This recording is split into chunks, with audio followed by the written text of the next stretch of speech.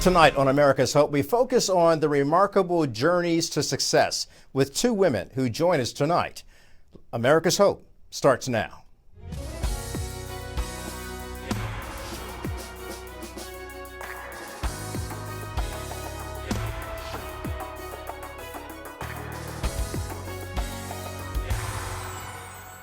From the NTD Global Headquarters in New York, I'm Kelly Wright, and this is America's Hope. Thank you for joining us this hour. We do hope that you're safe and well, taking care of yourself and your family because you matter. Something that matters to families is how do they achieve success. Tonight we're going to focus on two individuals who have pursued their dream and now find themselves living beyond the dream, and they tell their remarkable story, their journey to success. Let's get started. You know, it's always important when you dream a dream as a child, and no matter what you come up against, you're able to accomplish that dream because of faith, hope, and love. That's what this show's about, America's Hope. It's about hope. And hope is always born in the midst of adversity and despair and challenges and obstacles. Kisha Hebbon-Johnson is someone who knows all too well what that's like. She was born in Philadelphia, Pennsylvania, raised in Camden, New Jersey. Tough place to grow up in, as she will attest to. And she knew at an early age she had wanted to become an attorney since she was in the 4th grade. And despite growing up in tough Camden, New Jersey, where she had few role models and resources, Kisha was determined to reach her goal. She is proud to show the rest of the world that positive, hardworking, successful people coming from inner cities like Camden can make it and become everything that they dreamed of. Kisha, good of you to join us on America's Hope. How are you? I'm good, Kelly. Thank you for having me. You know, it is a delight to have you on the show. And I wanted to start with your life's journey. You know, you're a successful practicing attorney. You're featured on Fox News, CNN, Headline, I mean, everywhere. You know, people really seek your legal understanding and your knowledge.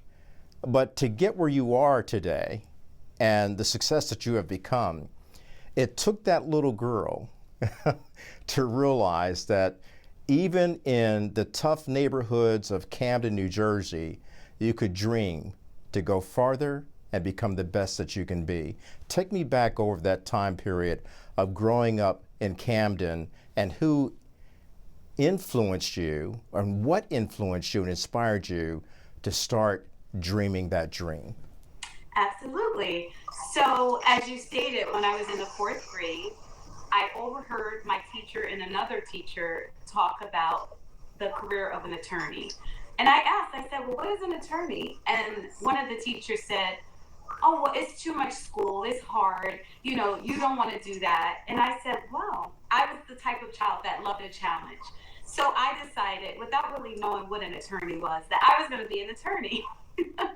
So I set out to find out what attorneys did. I am the first in my family to graduate from college, so I didn't really have anyone in my family to go to. But fast forward, I met a judge by the name of Judge Vogelson when I was in high school. I worked after school as a receptionist at a prestigious office. It was a professional meeting space. So you had judges, doctors, lawyers, all types of professionals that came to this facility, and I was the front desk receptionist at 16. So I went over to Judge Vogelson and I said to him, I want to become an attorney. Can you tell me what is it that I need to do to become an attorney? And he said to me, well, I'm busy right now, but if you write down your question, I'll remember and I'll write down the answer and bring it back the next time I come in. I said, okay, fine. So I took the rest of my shift and wrote out 11 pages of questions. And to my delight, Judge Vogelson took the questions and he came back the next day and he answered every single question. So that was my first role model. And he meant the world to me because he really became interested in why and who I was. So that's where I got my first start in learning what it took to be an attorney. What was Camden like? How difficult was it growing up on the streets of Camden? So, like you stated, I was born in Philadelphia. So I lived in North Philadelphia until I was in the third grade. And my mother met my wonderful stepfather who wanted us to have a better life. And so Camden was an upgrade for us, believe it or not. So we moved to New Jersey, and I'm one of four children. And it was hard. I watched my mom struggle. Even being in high school, I went to Catholic school up until high school. And when I was in high school, I went to public school, which was Camden High School. And not only did you have to focus on your education, but you had to deal with, students fighting, lack of resources. But my group and we held on to the teachers who, didn't mind guiding us. I was in the cheerleading. I was president of my student body. So I tried to put myself in spaces that were safe. And my cheerleading coach was also an amazing mentor. But walking home from school, we didn't have back then Lyft and Ubers and all that stuff. But I had to walk to and from school, and occasionally it didn't feel safe. But it was a group of us again, and we walked, and we stayed together, walked to and from school, and it wasn't easy, but I felt like I had the support system in my teachers and my coach, and even in my peers. But, after just having enough time to, do what was right, we made sure we weren't the ones out and about, selling drugs or joining gangs. And actually, funny story, so when I was at the Harbor League Club, I was in a debate team, which was sponsored by my high school. And one of the speakers, there were a lot of political speakers talking, and they talked about Camden. They said, well, most children in Camden, they either end up on drugs, in jail, or pregnant before their time. And the person that I mumbled under my breath, well, some of us know better.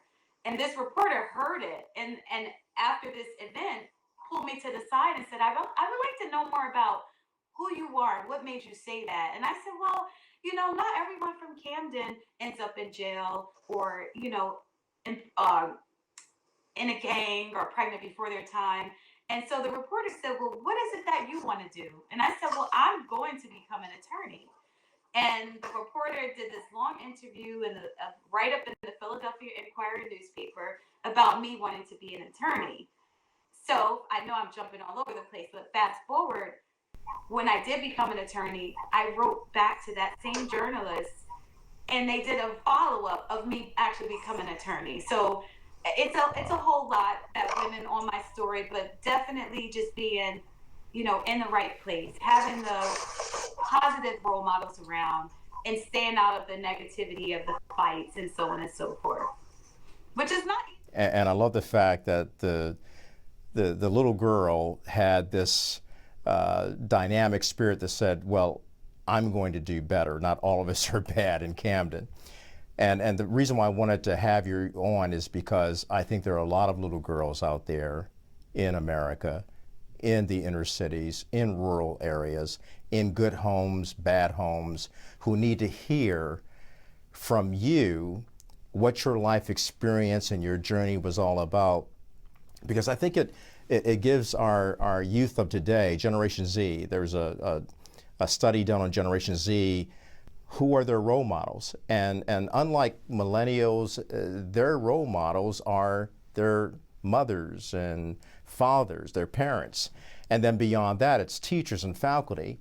And it sounds to me like you had that same type of support system in Camden, in North Philadelphia, two hardened places where you always hear the negative. And I just love the fact that you're here to accentuate the positive.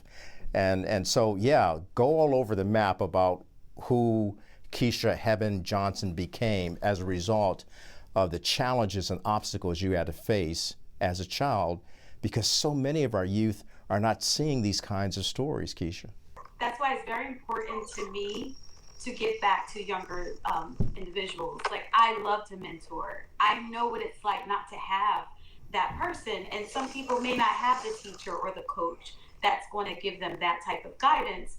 So even throughout when I was, my daughter was younger, I coached her Pop Warner cheerleading squad. It wasn't just about cheerleading to me. It was, do you know that you're beautiful? Do you know that you're smart? Do you know that you can do anything? I always have interns in my law firm because I find if you get them when they're young, it gives them that motivation and inspiration to say, you know what, I can do it. There's so many people in my situation that didn't even think they could go to college, and thankfully I was also a very self-motivated child. So despite obstacles or despite feeling defeated at times because I couldn't afford to, go on certain field trips, or I couldn't afford to buy the clothes that were popular in the inner city. I worked since I was 14 years old. I started at McDonald's. And some people teased you if you worked at McDonald's. So in addition to I was a really good student. So I tried to get straight A's every marking period. If I got a B, you would have thought it was the end of the world. Occasionally that happened. But having that self-motivation to be able to work and sometimes help my mom out financially, as a young kid, I want to make sure younger people realize it doesn't have to be as hard. So that's very important to me, to be an inspiration to younger people. Hi, everybody. I hope you're enjoying this episode so far of America's Hope. If you'd like to see it in its entirety, just click on the link below. Thanks for watching.